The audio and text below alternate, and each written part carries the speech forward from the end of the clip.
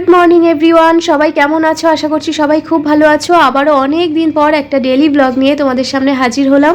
আজ সানডে আর এখন বাজে সকাল 6:30। তবে আজকে একটা কাজ কম আছে সকালে, সেটা হচ্ছে আজকে ডাস্টবিন নিতে আসবে না, রবিবার করে আসে না, প্রত্যেক সপ্তাহে প্রতিদিনই আসে, শুধু রবিবারটা বাদ দিয়ে। ওদিকে মাসি তো সকাল 6টায় চলে আসে, মাসি কাজ করে দিয়ে চলে গেছে। এদিকে আমি ফ্রেশ হয়ে নিলাম, আর শাশুড়ি মা বাড়ি নেই, তোমাদের তো আগের ব্লগেই বলেছি। তো আমি বাথরুমে গিয়ে একবারে ফ্রেশ হয়ে চেঞ্জ করে চলে আসলাম। এবার যাবো রান্নাঘরে, বাপির জন্য আগেই চা করে দিয়েছি একবার, তো এখন হরলিক্সটা করবো। আজকে একটা ইনভিটেশন আছে, পাশের ফ্ল্যাটের কাকিমার মেয়ের আজকে 9 মাসের স্বাদের অনুষ্ঠান, তো সেই জন্য কাকিমা সকাল থেকেই থাকতে বলেছিল। কাকিমা আমাদের ভীষণই ভালোবাসে, আমাদের অ্যাপার্টমেন্টে আমরা সমবয়সী অনেকেই আছি, তো কাকিমা সবাই আমাদের মেয়ের মতোই মনে করে আর ভীষণ ভালোবাসে। তো 8টার সময় যেতে বলেছে কাকিমা। তো আমার এদিকে কিছু ঘরের কাজকর্ম আছে, সেগুলো তো আমাকে করতে হবে। ওদিকে রথিন চিনি এখনো ঘুমাচ্ছে, আর এদিকে বাপিকে চা হরলিক্স সব কিছু করে দিয়ে চিনির জন্য খাবারটা আগে বসিয়ে দিলাম, কারণ কিছু হোক না হোক ওর খাবারটা তো আগে রেডি রাখতে হবে। আর ওদিকে বাপির জন্য রুটি করে নিয়েছি, সেটা আর ভিডিও করা হয়নি। সকালে বাপি টিফিনে রুটি করে নিয়েছে, আর চিনির জন্য আলু সিদ্ধ দিয়ে ভাত বসিয়ে দিলাম, একটু ডাল সিদ্ধও দিয়েছি। এরপর যাব স্নানে। বেশ কয়েকদিন ধরে সকালে স্নানটা করছি না, কারণ প্রচণ্ড ঠান্ডা লেগেছিল, শরীরটা আমার একদমই ভালো নেই।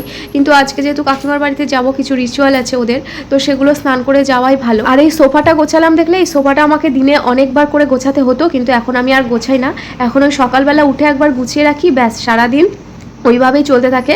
কারণ আমার মেয়ের টার্গেট হলো এই সোফাটা, সব কিছু ওর এখানে, তো সেই জন্য আমি সব কিছু ওখানেই রেখে দিয়েছি। ওখানে একটা বিছানাও পেতে দিয়েছি, ওখানেই খেলা করে। দেখো ঘরের কাজ কিছুটা গুছিয়ে স্নান করে রেডি হয়ে, আর শাড়ি পরার আর সময় পেলাম না, তাড়াতাড়ি করে গাউনটা পরে চলে এসেছি।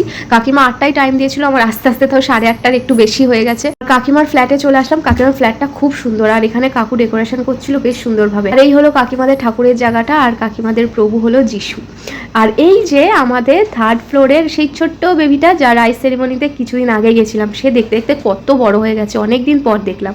আর বাচ্চাগুলো দেখো কত আনন্দ পেয়েছে। ওদিকে চিনি ঘুম থেকে উঠে গেছে, আর সব বাচ্চা কাচ্চা আর আমাদের অ্যাপার্টমেন্টের সমস্ত কাকিমারা দিদিরা সবাই মিলে নিচে চলে এসেছি, কারণ যাবো একটু পুকুরে। তো এই কাকিমাদের না রিচুয়াল একটু অন্যরকম, আমাদের স্বাদের সময় এরকম রিচুয়াল আমাদের হয় না, কিন্তু কাকিমারা অ্যাকচুয়ালি খ্রিস্টান, তো কাকিমাদের নিয়মগুলো একটু অন্যরকম। অনেকটা বিয়েবাড়ি ফিলিংস আসছিল। সেই বিয়েবাড়িতে আমি যেমন জল সাজতে যাই, পুকুরে যাই না, ঠিক ওই রকম। আর এইটা হলো আমাদের স্কাউট গার্ডেন, একদম আমাদের বাড়ির সামনে। সকালবেলা এত সুন্দর লাগছিল কি বলবো, আমি তাই ভাবি যে সকালটা এত সুন্দর হতে পারে। আমি কতদিন পর ফিল করলাম এত সুন্দর একটা সকাল। আর স্কাউট গার্ডেনটা না ভীষণ সুন্দর, দেখো তোমরা দেখেই তো বুঝতে পারছো। আর এত সুন্দর একটা ওয়েদার ছিল, আর তারপর হালকা ফুরফুরে বাতাস, আর সাথে বাচ্চাগুলো এত আনন্দ করছে, আর সাথে আমরা ফ্রেন্ডরা দিদিরা তো ছিলামই। তো এত ভালো লাগছিল না, আমি ভাষায় প্রকাশ করতে পারছি না, আমি জাস্ট ফিল করছিলাম জিনিসটা। আর তারপর ফাইনালি পুকুরের সামনে আসতেই শুরু হয়ে গেল বৃষ্টি। কেমন ব্যাড লাক ভাবো, সারাটা দিন ভালোই রোদ ছিল, আর পুকুরের সামনে আসতেই বৃষ্টি শুরু হয়ে গেল। তো আমি আর সাহস পাইনি যেতে, বাচ্চাগুলোকে নিয়ে কোনো রকমের ছাতার নিচে দাঁড়িয়েছিলাম। তারপর কোনো রকমের চিনির মাথাটা বাঁচিয়ে আস্তে আস্তে বাড়ি চলে এসেছি। আর বাড়ি এসে হাজারটা কাজ, মেয়েকে খাওয়ানো, বাপিকে খেতে দেওয়া, রুটিনের খাবার বানানো, তারপর ঘরের খুঁটিনাটি কাজ তো লেগেই থাকে। আর এদিকে এবার ভাবলাম মিমির জন্য গিফট অ্যারেঞ্জ করি। এদিনের ব্লগে তো তোমাদের দেখিয়েছিলাম যে চিনিকে নিয়ে বাজারে গেছিলাম। যেহেতু স্বাদের অনুষ্ঠান, তাই রেড কালারটাই বেশি যায় আমার মনে হয়, তো সেই জন্য রেড কালারের এই সব জামদানি শাড়িটা ওর মিমির জন্য কিনেছিলাম। আর আলতা, সিঁদুর, টিপের পাতা, একটা ফিঙ্গারিংও নিয়েছিলাম, সাথে চুড়ি, নেল পালিশ, লিপস্টিক। আর হার সেটটা আমি আনতে পারিনি, আমি পাইনি, তাই ওটা রথিন এনেছিল। আর সাথে একটা চুলের জন্য একটা ফুল খোপার একটা ফুল আনা হয়েছিল। আমি জানি, জানো তো, মেয়েরা না এরকম গিফট পেতে খুব ভালোবাসে। আমি তো ভীষণ ভালোবাসি, তাই মেয়ে হয়ে একটা মেয়ের মনের কথা আমি বুঝতে পারি, সেই জন্য মিমির জন্য এরকমই একটা গিফট অ্যারেঞ্জ করেছিলাম। আসলে এই আইডিয়াটা এসছে আমার স্বাদের সময়, আমার এক ননদ না আমাকে ঠিক এরকম একটা গিফট দিয়েছিল, আমার না ভীষণ ভালো লেগেছিল, তো সেখান থেকে আইডিয়াটা আসা। আর তারপর দেখো আবার বৃষ্টি আসছে, আর দেখছিলাম কে যেন একজন নিচে ভিজছে। বাবা, এদের কত সাহস, আমার তো ঠান্ডা লেগেছে, এত আমার তো দেখেই ভয় লাগছে। এদিকে রথিন বসেই আছে দেখছি, তাই রথিনকে বললাম তুমি তাহলে গিফটটা প্যাক করে দাও, কারণ আমার ওদিকে আরও অন্যান্য কাজ আছে, কিছু কাঁচা ধোয়া আছে, সেগুলোও করতে হবে। আর এদিকে একজন দেখো আমাকে হেল্প করার নামে আমার কত কাজ করে দিয়েছে, কত হেল্প করে দিয়েছে, দেখো দেখতেই তো পাচ্ছ। তো ক্যামেরা দেখলে না আরও এক্সাইটেড হয়ে যায়, আরও নতুন অ্যাক্টিভিটি করার চেষ্টা করে। তো কিছু কাঁচা ধোয়া করেছি, সব করিনি, শুধু মেয়েরগুলো কাচলাম।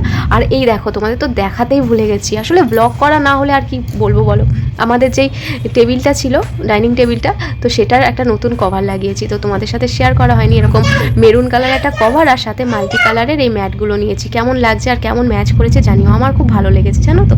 এসব করতে করতে হঠাৎ কাকিমা এসে কলিং বেল বাজাচ্ছে, রিমা তুমি কি যাবে না? ওদিকে মিমি খেতে বসে গেছে। আমি আবার তাড়াহুড়ো করে হাউস কোটটা পরেই চলে গেছি মিমির একটু ভিডিও করবো বলে। আসলে বুঝতেই তো পারছো একার ওপর সমস্ত দায়িত্বটা, এখন শাশুড়িমা বাড়ি নেই, তো সেই জন্যই আর কি রেডি হয়ে উঠতে পারিনি তখনও অবধি। আর একটা কাজই শেষ হচ্ছে না, সারা দিন হাজার হাজার কাজ, কি বলবো।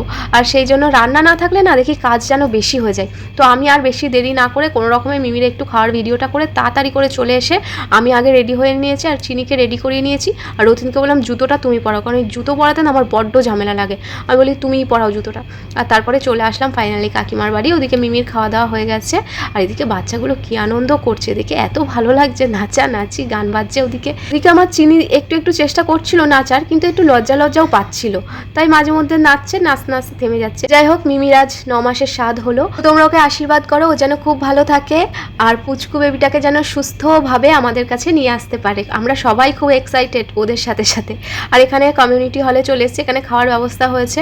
তা এখানে সবই আমাদের পরিচিত অ্যাপার্টমেন্টের লোকজনগুলোই ছিল। আর এখানে আমিও চিনি বসে গেছি, আর কাকিমারা ভেজ খাই, তো আজকে ভেজ আইটেমই ছিল সব কিছু। তো এখানে খাওয়া দাওয়া চলছে, আর সেই সাথে ব্লগটাও এখানে শেষ করছি। আর পুরো ব্লগটা কেমন লাগলো অবশ্যই কমেন্টে জানিও। ভালো থেকো, সুস্থ থেকো।